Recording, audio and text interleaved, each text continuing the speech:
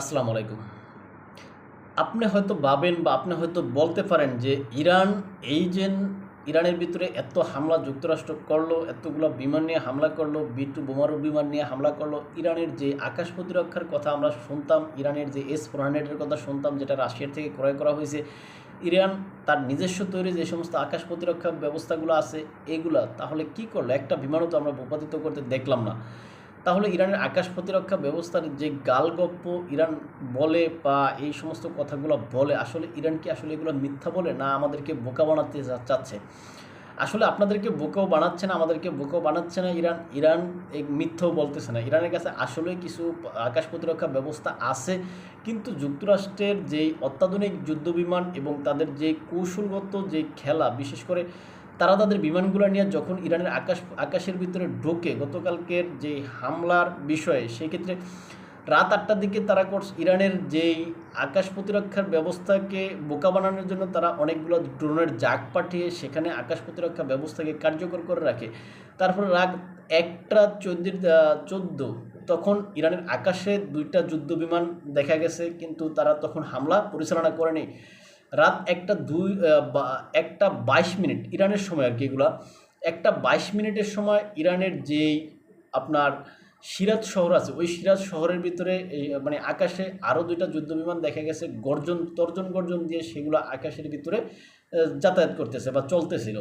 রাত 2টা 4 মিনিটের সময় ইরানের যে কোন শহর আছে ওই কোন শহরের ভিতরে 2 থেকে 3টা যুদ্ধবিমান দেখা গেছে, এবং ওই যুদ্ধবিমানের ভিতর থেকে একটা যুদ্ধবিমান গিয়ে ইরানের যেই এই কোন শহরের পাশে যেই না আপনার যে ফোর্ডো পারমাণবিক বিদ্যুৎ কেন্দ্র আছে, পারমাণবিক স্থাপনা আছে, সেই পারমাণবিক স্থাপনায় গিয়ে হামলা পরিচালনা করেছে। এবং এই সময়ের মানে এই 2টা 4 মিনিটেই কিন্তু প্রথম হামলাটা হয়, এবং তাও এই প্রথম হামলাটা করা হয় ফোর্ডো পারমাণবিক স্থাপনাতে।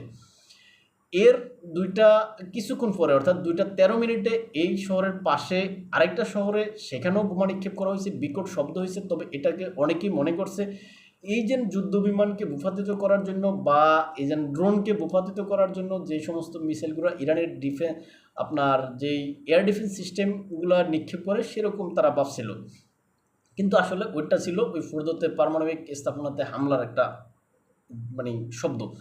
রাত 2টা 38 মিনিটের সময় ফোর্দোতে আবার দ্বিতীয় আঘাত হানে, বলা হচ্ছে যে তখন পরপর 2টা বোমা নিক্ষেপ করা হয়েছে। তারপরে রাত 2টা 41 মিনিটের সময় ইস্পাহানে আঘাত হানছে, অর্থাৎ ইস্পাহানে যে পারমাণবিক স্থাপনা আছে সেখানে আঘাত হানা হয়েছে। আর এখানে রাত 2টা 46 মিনিটের সময় নাতানস পারমাণবিক স্থাপনায় সেখানে আঘাত করা হয়েছে।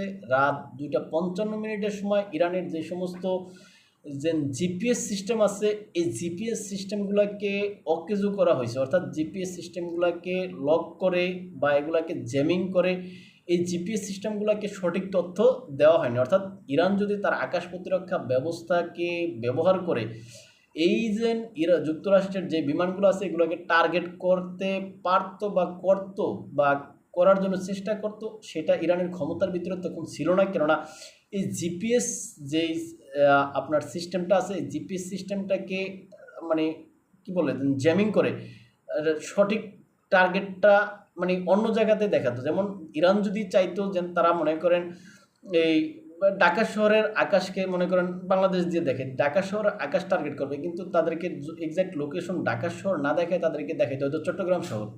এখন বিমান হচ্ছে ঢাকার আকাশে, দেখাচ্ছে চট্টগ্রামের আকাশ। সুতরাং এরকম ভুল ইরানের আকাশ প্রতিরক্ষাকে ব্যবস্থাকে বুঝাচ্ছে। এই কারণে ইরান তার আকাশ প্রতিরক্ষা ব্যবস্থা ব্যবহার করতে পারেনি, এটা ধারণা করা হচ্ছে। সুতরাং এই যে আর যে তথ্যটা আমাদের সামনে আসছে যে যে আপনার যে B-2 বোমারু বিমান দ্বারা যুক্তরাষ্ট্রের যে B-2 বোমারু বিমান এটা দ্বারা ইরানের ফোর্ডো পারমাণবিক স্থাপনার উপরে 6টি এই বোমা নিক্ষেপ করা হয়েছে, যার এক একটা বোমার ওজন বা ওয়েট 14 থেকে 15 টন। এরকম 6টা বোমা সেখানে নিক্ষেপ করা হয়েছে। আর যে নাতানজ এবং আপনার অন্যান্য যে বিদ্যুৎ কেন্দ্র নাতানজ আর একটা হয়েছে যে আপনার ইস্পাহান, এই সমস্ত জায়গায় যে যুক্তরাষ্ট্রের যে টমাহক মিসাইল আছে ওই সমস্ত টমাহক মিসাইলগুলো ব্যবহার করছে। সেই ক্ষেত্রে উল্লেখ করা হচ্ছে যে 30 থেকে 35টি টমাহক মিসাইল নিক্ষেপ করা হয়েছে। এই সমস্ত কথাগুলো আমরা বলেছি যুক্তরাষ্ট্রের যে সমস্ত বিভিন্ন সোর্সগুলো বা তথ্যগুলো তারা তাদের যেই সংবাদ মাধ্যমগুলো আছে সেখান থেকে নিয়ে, এখন এগুলোর সত্যতা আসলে আমরা তো আর যাচাই করতে পারিনি, তাই আমরা ওই সমস্ত জায়গা থেকে সংগ্রহ করে আমরা এখানে বলেছি। তাই ভালো থাকবেন সবাই, দেখাবো অন্য কোনো ভিডিওতে অন্য কোনো বিষয়ে। আমাদেরকে ফলো করতে চাইলে ইউটিউব এবং ফেসবুকে স্বপ্নচারীর কথা নামে এবং ইনস্টাগ্রাম ও টিকটকে এনায়েত হোসেন নামে আমাদেরকে ফলো করতে পারেন। আর আমাদের ভিডিওগুলো যদি ভালো লাগে সেক্ষেত্রে লাইক, কমেন্ট ও শেয়ার করবেন এবং কমেন্ট করে আপনাদের মতামতগুলো জানাবেন।